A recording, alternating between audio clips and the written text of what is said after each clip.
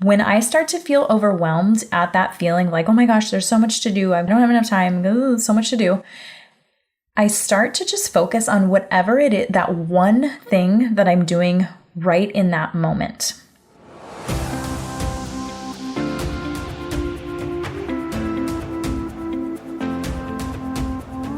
You are listening to the Beyond the Classroom podcast, a podcast for burnt out teachers who know something's gotta give.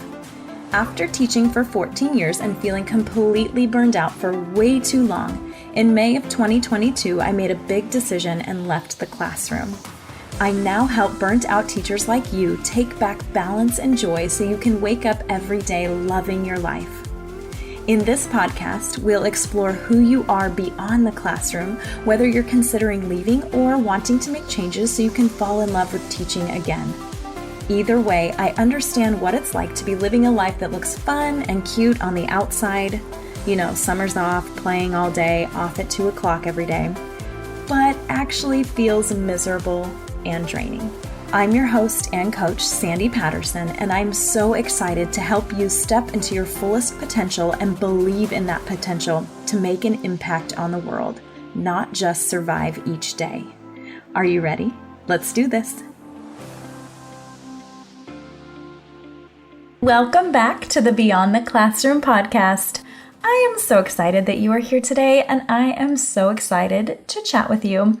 Today, we're talking about 5 ways to feel grounded and happy. So I'm excited to chat today about something. This has helped me tremendously when I was struggling in the classroom, and it's also something that can help you out no matter where you are or what phase of life you're in, or if you're in the classroom or out of the classroom, or anytime, no matter where you are or who you are. So this can help you.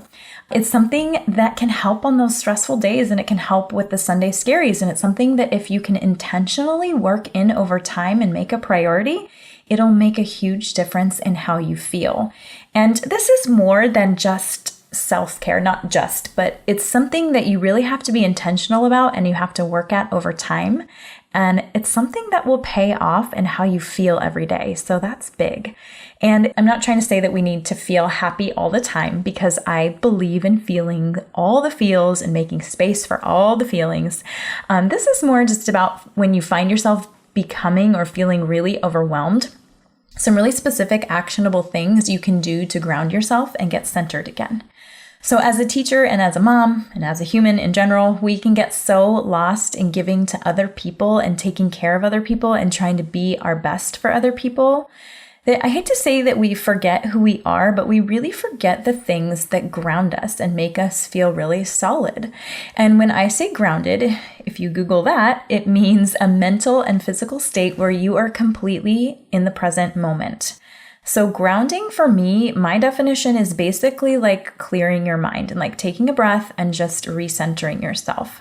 So you can feel grounded in your core values. You can feel that feeling of like being rooted in your own strength and your own foundation. And for me, at least, I find that when I'm in that space where I feel really grounded, that's when I'm able to show up my best for the people around me and to make the best decisions to move me forward. So the opposite of grounded would be unstable, right? So I think of it like when you're standing on one foot and you're all wobbly and you're all over the place and you can't catch your balance. However, when you're grounded, you've got that stable foundation. You're not running around like a chicken with your head cut off, which I do that as well. So don't worry if you do that. So I'm going to explain what it looks like and how you can apply this to everyday life. And I found that these things really helped me reduce a lot of the stress and anxiety, especially on Sundays, the Sunday scaries when I was feeling anxious about going to work the next day.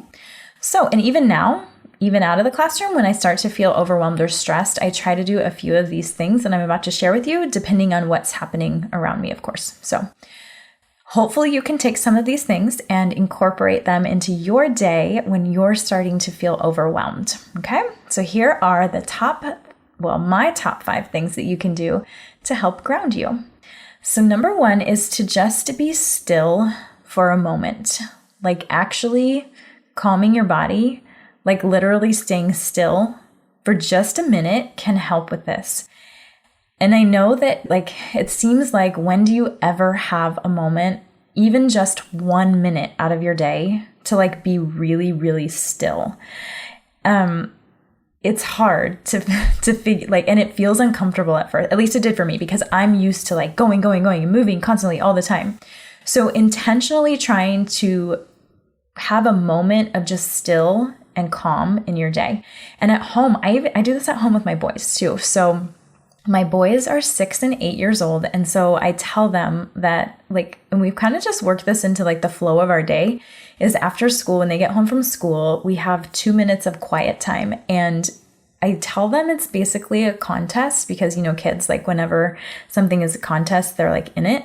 So it's a contest to see who can be the stillest and quietest for the longest. And so we just lay somewhere or sit somewhere or whatever, and we just are still for 2 minutes. And I tell them too, I'm like, it's good to do this for your brain, because throughout the day, we're constantly moving and constantly thinking and constantly seeing things, and things are constantly happening, and everything is so immediate now that it's important that we like calm our brains down and calm our bodies down. So they buy into this because I tell them it's a contest. So you could try it too. I used to do this at school as well, even with kindergarten. After any playtime outside they had, or whenever they were starting to get like real riled up, which is pretty much all the time, we would tell them, okay, it's quiet time. And really, like, they're not actually quiet, but what I realized after time, so for quiet time, they would just sit at their table or sit at a table, and I would tell them that they could put their head down if they wanted to, they could close their eyes if they wanted to, but to really just relax. Like, I would walk them through, like, relax your fingers, relax your toes, relax your shoulders, you know, all those things, relax your tongue, even just relax everything. And of course, like, they thought this was super silly, but I started to realize, like, when I would sit down and like sit and be still with them, they would be a little bit calmer and a little bit quieter than when I didn't, when I was just trying to walk around monitoring. So, you know, it's something you could try, right? Give it a shot. Why not? And if nothing else, at least you got a second there to just kind of sit and be calm and quiet and ground yourself. Okay, so number 2 is physical activity. So this is the opposite of the last one. Sometimes we know that when you get that physical activity in, it can help reset you and it can help ground you. And, you know, we all know the benefits of exercising and that endorphin rush when you exercise. And I know sometimes when I'm working out that it's just a really great way to like clear your mind, because you're so in that moment, especially if what you're doing, if you really, really enjoy it. And I find that when I work out in the morning, like I love working out in the morning, that I see and I saw a difference in myself when I do work out in the morning than when I don't work out in the morning. So my head just feels more clear. I'm able to accomplish more. I feel less on edge, I guess, and less quick to snap back at things, I guess. So exercise is always recommended, right? So many benefits to exercise, of course. And again, this could look at school like going out to PE with your class or walking around, you know, doing whatever you can to just move your body for a second and take a break and just clear your mind. Although I know clearing your mind at school is like quite literally impossible, because there is just so much going on and someone needs you all the time. But if you can try to work it in and just be cognizant of it, it'll make a big difference. Number 3 is to think about just the present moment. So the only thing you need to do at that moment.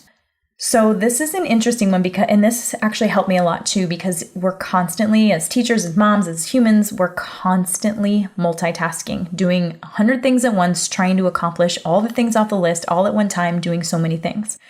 When I start to feel overwhelmed at that feeling like, oh my gosh, there's so much to do, I don't have enough time, so much to do, I start to just focus on whatever it is, that one thing that I'm doing right in that moment. Okay, so I'm going to use washing the dishes as an example. So if I'm washing the dishes and my brain starts to go, oh my gosh, I still need to do this, this, and this, and I haven't done that, and I forgot to respond to this text message, and I need to reach out to this person about this, or whatever it is, I'll like stop, I'll take a breath, and I'll just think, what am I doing right now? Right now, I'm washing the dishes, and the only thing I need to do right now is wash the dishes. And then I focus on literally focus on just washing the dishes. And then it's kind of relaxing actually, right? And then your brain, when you do this, your brain will start to wander off, because it always does. I just try to gently bring it back to exactly what I'm doing at that one moment. And by doing this, your mind is just focused on that one simple thing, and that can essentially calm you down. So, thinking about the one task that's in front of you in that one very present moment can be helpful, and it can help you clear your mind. Number 4 is to do something for you. So something that makes you happy, not what you think you should be doing or what you think needs to get done, like what you truly, truly want to do. Even if it's just for 5 minutes every day, 5-10 minutes, or give yourself 15. Go wild and take 30. Why not? But for this, I'm going to share some of my favorite journal prompts with you for this. And you don't necessarily have to journal these, but just think about them. And I remember for me, when I thought about this, I was like, oh my goodness, that's a great question. So just think about this, think about these in your head, and how would you answer them? First prompt is, what did you love to do as a kid? So when you were a kid and you were so carefree and there was nothing to worry about, what did you love to do? The next one, when do you feel the most relaxed? The next one, when do you feel most like yourself? So when do you feel super comfortable in your own skin? When do you feel most like yourself?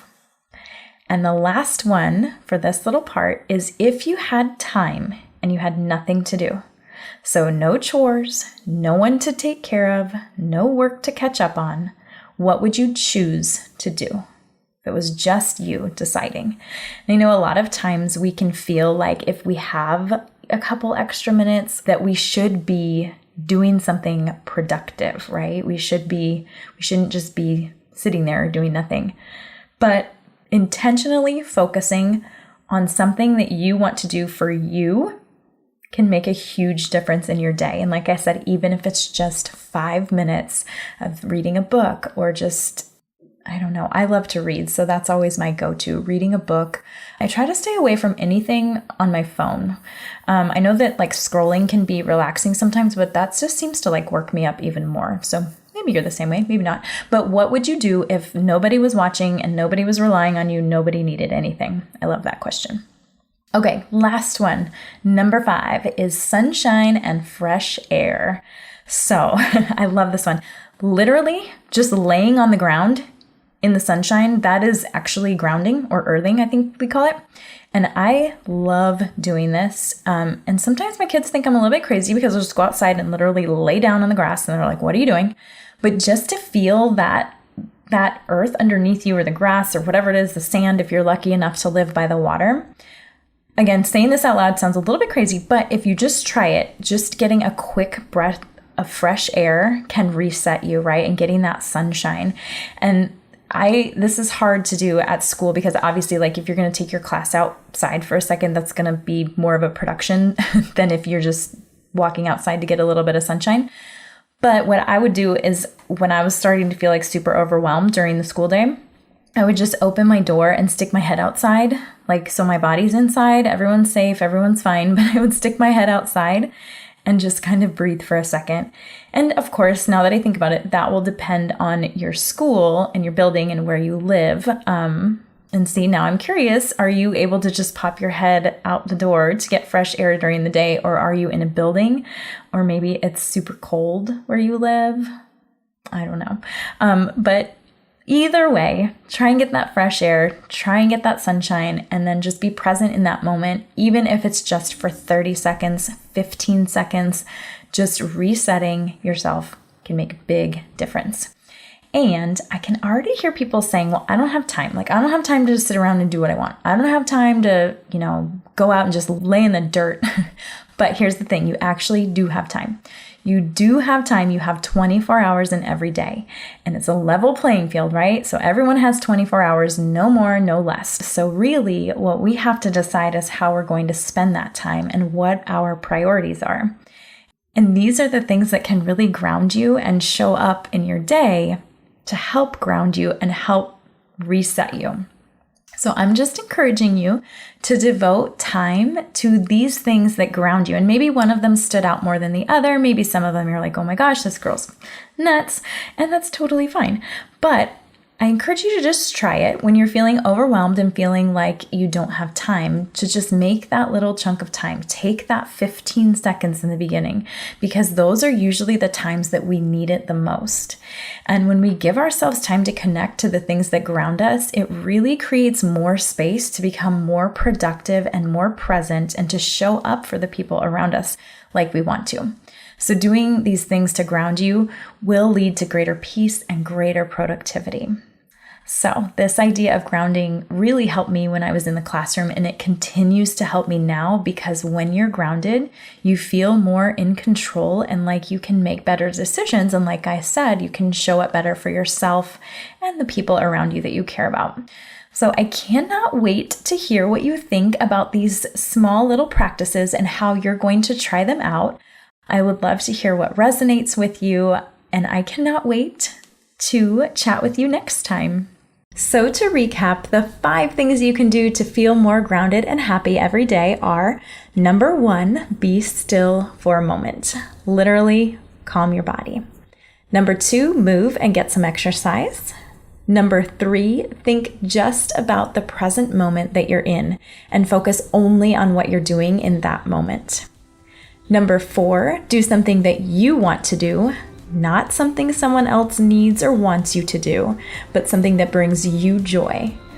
And number 5, get some sunshine and fresh air. Thanks so much for listening to this episode of Beyond the Classroom. If you know something has to change and you're ready to take the next step to make it happen, whether it's in or out of the classroom, let's talk it through together. Schedule a no-obligation chat with me, and we can talk through where you're stuck, how to get you unstuck, and how to keep you moving forward. Schedule your free call today by clicking the link in the show notes. I can't wait to connect with you.